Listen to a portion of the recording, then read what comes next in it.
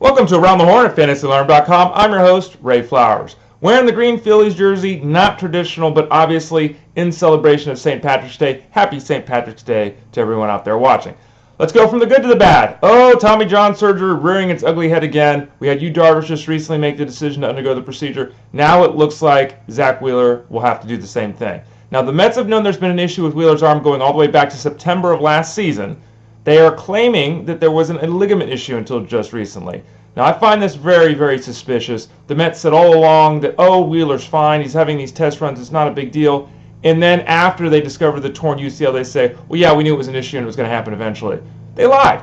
I mean, whether or not the UCL was torn 5 months ago or not, they lied about it.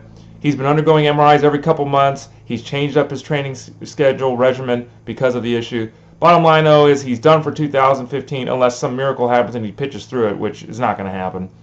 This leads me to the follow-up of Matt Harvey. I'm not talking about Matt Harvey's physical situation, but I'm talking about the Mets now with Matt Harvey. They cannot allow Matt Harvey to blow his arm out again. They can't. Their organization will be set back too far. Be very careful when drafting Matt Harvey. I'm nervous about how the Mets handle him. Any minor tweak, he gets pulled back. The Mets simply can't have their top two arms down with surgery. How about the situation with the Arizona Diamondbacks? Very interesting with the Diamondbacks. It looks like Vidal Nuno is out as a starter. He did a very good job last year, especially in the second half of the Diamondbacks. It looks like Trevor Cahill, with a modified approach, is going to be given a chance at the starting rotation. He's changed his arm slot a little bit. It's gone from the slide to more up top. He's had some success at the big league level. He throws a very heavy baseball, but we also know the fact that Cahill's not an elite level arm. He's not an exciting arm. He hasn't been there for a couple years. A guy you take a shot on in an NL-only league, Trevor Cahill. You never know. The heavy sinker can lead to some success, but overall, not someone to get very excited about. What are the Reds doing? I mean, I'm not really sure what they're doing here. They've got Homer Bailey, who's probably going to start the year on the DL because of injury. Nothing they can do about that. They made the correct decision, in my mind, to take Tony Cingrani from the starting rotation to the bullpen. Now, I don't know if that's the right decision based upon the way the roster is playing out, but I think it's the right decision based upon the skills that Cingrani owns. I said this for years with Cingrani. Simply throws his fastball too much, and it's almost impossible to be a starter in the big leagues and throw your fastball 85% of the time. It's very difficult to do. So he'll go to the bullpen. He'll get a chance to use his fastball extensively out of the pen, work on those secondary pitches. He could, at some point, with the C, end up closing for the Reds. I look at the Reds bullpen right now, and I don't see a sure-cut name in case of an injury or struggles with Aroldis Chapman. You've got Hoover, LeClure. Cingrani could be dominant in the bullpen. He could be dominant in the closer role. So why do I say what are the Reds doing? I think it's dubious that they take Cingrani out of the starting rotation, given their options. Raisel Iglesias looks like he'll move into the rotation. He's got a good chance to move into the rotation, along with Anthony Desclafani. I can't even say it. Desclafani, the youngster.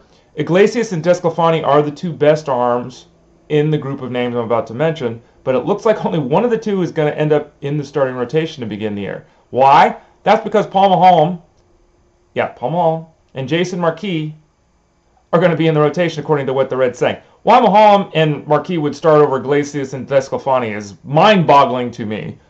Neither one of those guys, Maholm or Marquis, obviously is worth a damn. I wouldn't even be interested in them in an NL-only league. The other two guys are the names to know. We'll have to see what the Reds do with that rotation.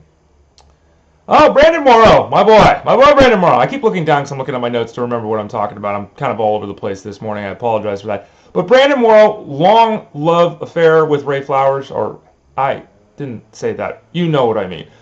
Brandon Morrow, Bay Area boy, went to Cal. He's got a big right arm. He's had tons of success at the big league level, strikeout and inning kind of stuff, dominating stuff at times. But injuries have long been a problem for Morrow and stopped him from reaching his potential. He's with the Padres now. The injury concern is not gone.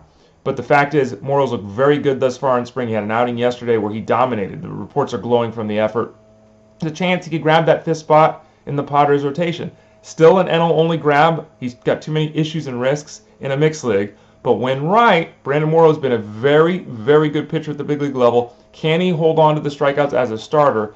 That's the question, along with, obviously, can he stay healthy long enough to rack up the big innings? The next guy to talk about is Micah Johnson, who just keeps hitting, folks. .458 average through 24 at-bats, distancing himself from the other options at second base for the White Sox. He's starting to move up draft boards.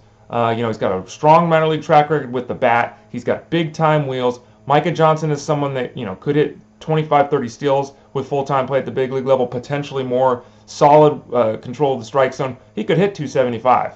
I mean, he could be a very good player. He could be a younger and slightly better version than Emilio Bonifacio, one of the guys with the White Sox that he's currently battling with the playing time. Micah Johnson, name to know, and unlike the other guys I've mentioned, someone you can take in a reserve round in the mixed league. And then finally, Anthony Rendon should be okay. He's got a knee issue. He should be okay, but we're continuing to not see him out there. Same kind of thing with Andrew McCutchen, another player we're hearing, that things will be fine, but they're not out there. A little bit of a concern. But McCutchen says he'll be fine. He'll be out there. Rendon says the same thing, though Matt Williams, his manager, admitted that there's been a few concerns about whether Rendon will be ready for opening day. We're still got our fingers crossed at the moment that he will be out there. He'll have enough time to get ready. We've only got a couple of weeks. Time starts getting a little bit short for those guys that are dealing with injuries. Ray Flowers, Fantasy Alarm, round the horn. Don't forget to visit us at fantasyalarm.com/winning to get a copy of your 2015 draft guide. If you haven't got it, why not? Pick one up. fantasyalarm.com/winning. Talk to y'all again soon.